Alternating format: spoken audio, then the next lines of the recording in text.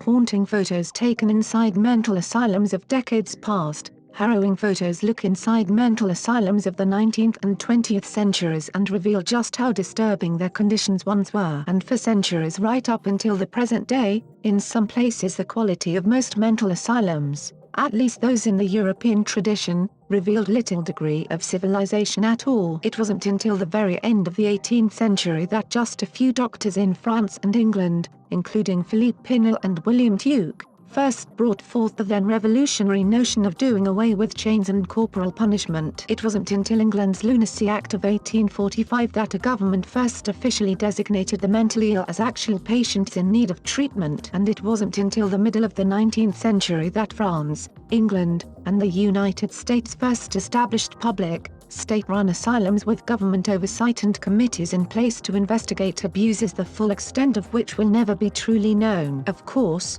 abuse, neglect, and mistreatment inside mental asylums hardly ended in the middle of the 19th century. On the contrary, while facilities for the mentally ill had now become institutionalized, the late 19th and 20th centuries brought many new problems. For one, the growth of psychiatry as a discipline meant more diagnoses and thus patients to fit into facilities that were growing ever more overcrowded. Likewise, the growth of psychiatry meant more doctors developing more procedures that seemed increasingly radical throughout the early and mid-20th century, which gave us electroshock therapy and the lobotomy, among others. At the same time, the rise of fascism and totalitarianism in Europe gave rise to a wave of politically motivated abuses in mental asylums, with powerful regimes including those in Nazi Germany, the Soviet bloc, and apartheid-era South Africa summarily institutionalizing suspected enemies of the state and/or creating eugenics programs to weed out those who truly were mentally ill. But even in cases not nearly so extreme,